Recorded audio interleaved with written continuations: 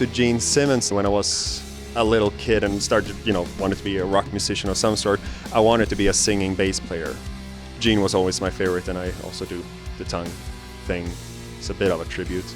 KISS, I guess, pretty huge influence on us when we look back, because that was way before I even knew that there was something heavy metal or that I loved double bass drums more than anything and all that.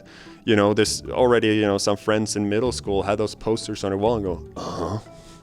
And you hear God of Thunder, and which I guess was the most evil song I could find by them, and I Love It Loud, was way meaner than Rock and Roll All Night, and you pulled into those songs, and that kind of starts the journey into the pitch black darkness we're in now. Except for being Danish, he's a genius. It's honestly, for me, a bit of a later discovery, but it's kind of always been around there, of course, of that whole flora of bands. But it was kind of around the time where we started to dwell into theatrics ourselves. That's kind of the whole "Don't Break the Oath" and I go, all right, and that it hit me for real. But it's always funny when people ask this, because sometimes you get those questions like, well, how original are you with your face, man? There's King Diamond. I know, it's awesome, isn't it? What's the problem? Huge fans. Amazing band. Amazing. Yep. They take their thing, way more from the whole black metal culture. Then, of course, it developed their whole own thing with it. But yeah, the one of those bands also that are so, their attention to detail of their performance, and it feels like I don't know how they would feel about us, but I feel a certain kindred spirit there, because they treat everything about the band with artistic integrity, and everything holds equal value, like the visuals and the music and the live performance, and they're just a machine, a great Polish machine. It's amazing band.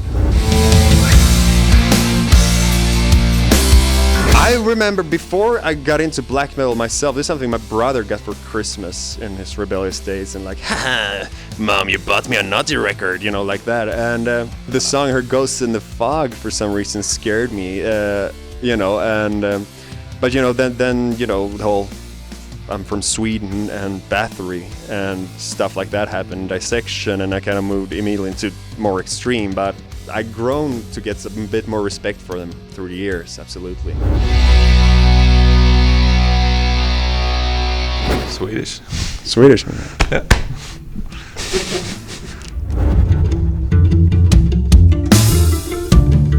Face painting wise, it's people make fun about it a lot, but it's also easy to make fun of people who go so all in something, and either you embrace it or you can laugh at all of us if you want to, or you're true to your spirit and of metal.